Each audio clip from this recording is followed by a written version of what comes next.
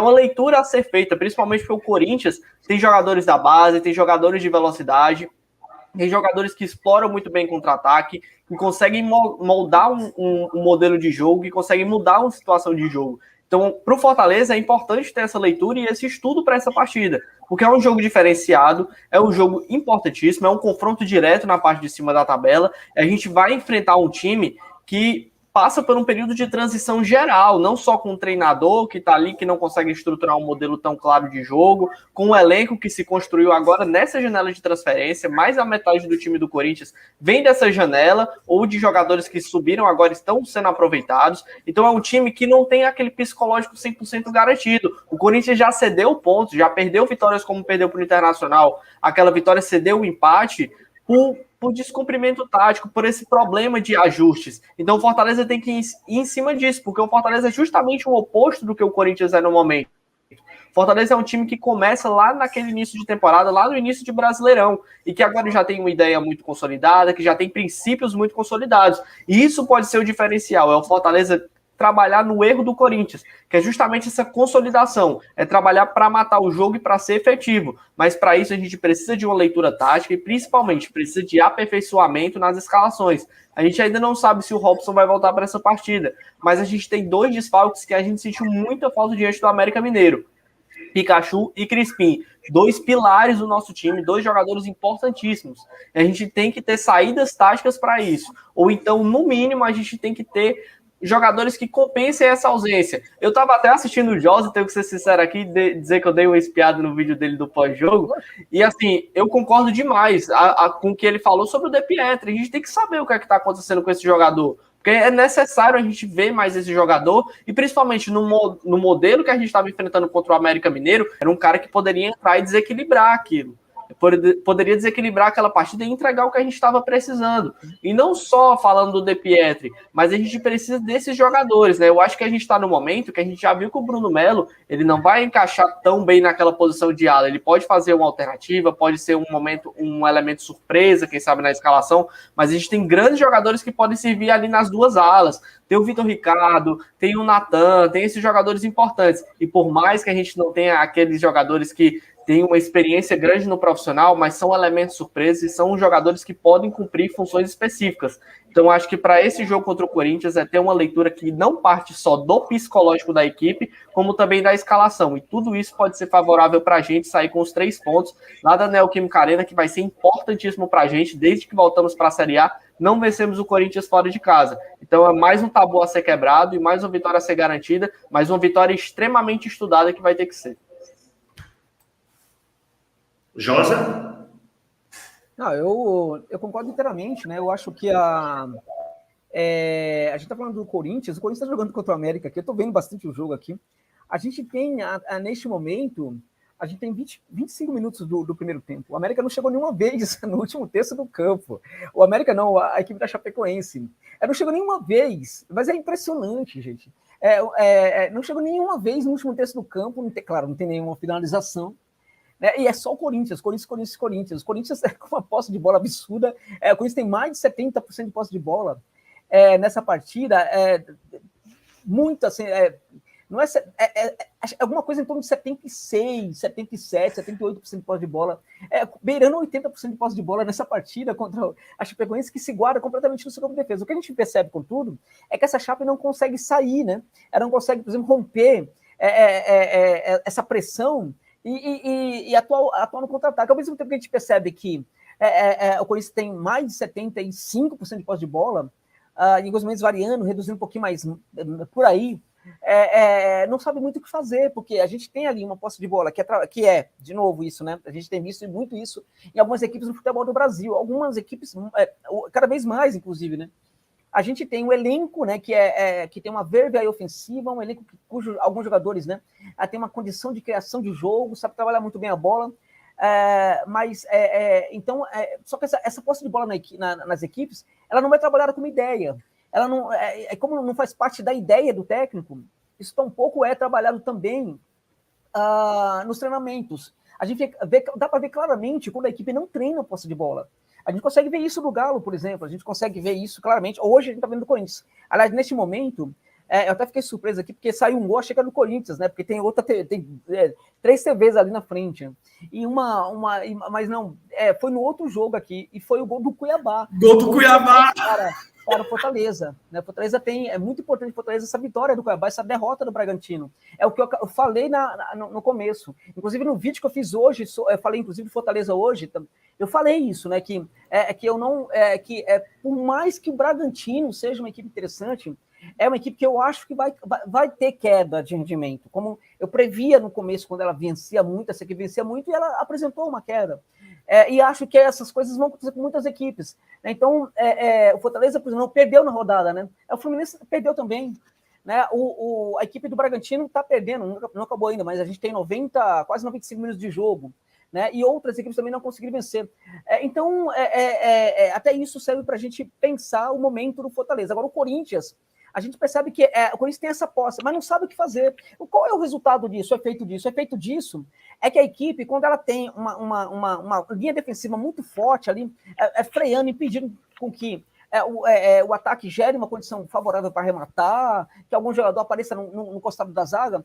Em geral, quando isso acontece, o jogador dessa equipe tem muita posse de bola, na primeira situação minimamente favorável para arrematar, ele vai tentar arrematar. Daí vem o chute de qualquer jeito. Daí vem o chute, às vezes, quando a equipe cria muito, finaliza muito, mas poucas dessas finalizações vão para o gol. Por quê? Porque a finalização acontece de qualquer maneira. E em vez de tentar finalizar numa situação que não é tão favorável, se você tem, por exemplo, esse trato aí refinado com a bola, com a posse de bola, se você treinou isso, você faz uma inversão, você joga a bola para o outro lado, você coloca ali, por exemplo, associa, coloca alguém perto do centroavante ali para aumentar ali aquele trabalho ali de meio de campo, de atração ali dos defensores, enfim, tem muita coisa para fazer, até você encontrar uma situação favorável para colocar uma bola ali, né, que quebra as linhas, ou um próprio drible também, ou então uma bola ali por elevação, enfim, nas costas, enfim, quando uma equipe tem essa posse de bola, ela pode fazer isso, né? Quando ela não tem essa posse de bola como ideia, e a partir daí também não tem como treino, então é uma posse de bola que, além de não ser muito eficiente, também deixa muitos espaços, porque em tese, muitas vezes o time se desconecta da ideia, né, quando ela está muito tempo ali, com muita posse de bola, no último terço do campo, tentando entrar na defesa tal, e não consegue. Muitos jogadores, numa situação como essa, se desconecta da ideia de que ele não é somente um atacante, mas também é um defensor. Né? Então, fica muito mais fácil, por exemplo, quando recuperar uma bola dessa aí, sair no contragolpe, porque aí esses jogadores, eles têm, perder um pouco aquele time, também são um marcador, né? A gente via muito isso, inclusive, nos problemas do Galo do Sampaoli, que é um técnico que sabe trabalhar muito bem com as bolas, trabalhava isso com uma ideia, mas estava com alguns problemas, né? E por isso, inclusive, que o Galo tomava muito gol besta, inclusive, por causa disso. Tinha jogadores defensores que ficavam muito lá na frente, porque passava a impressão de que o domínio era muito forte, só que esse domínio não gerava gols. Então, como o domínio era muito forte, o adversário era muito fragilizado, até o zagueiro ia para frente, todo mundo ia para frente e tal, e aí levava, às vezes, gols em contragolpes, né? Enfim. A gente olha para esse Corinthians agora, a gente está vendo que essa equipe tem problemas, ela não sabe fazer esse trabalho, pode perfeitamente fazer 1 gol, 2 gols, ganhar a Chapecoense. O que a Chapecoense está apresentando hoje na Neoquímica Arena é um futebol realmente impressionante. Né? Eu peguei agora os números aqui, de uma página aqui, a Chape está com 22% de posse de bola nesse momento. 22%, e volto a dizer, a gente está com 30 minutos do primeiro tempo, a Chape não chegou ainda no último, ou seja, não rompeu o segundo terço do campo. É impressionante isso, não chegou perto da área do Corinthians nenhuma vez. E, ao mesmo tempo, o Corinthians não consegue ter força para fazer gols. O Corinthians não consegue. Por quê? Porque isso não é treinado. Então, esse é um ponto para ser explorado, por exemplo. Concordo com o Everson, acho que, por exemplo, se souber se defender, acho que o Fortaleza, em alguns momentos, sabe se defender muito bem.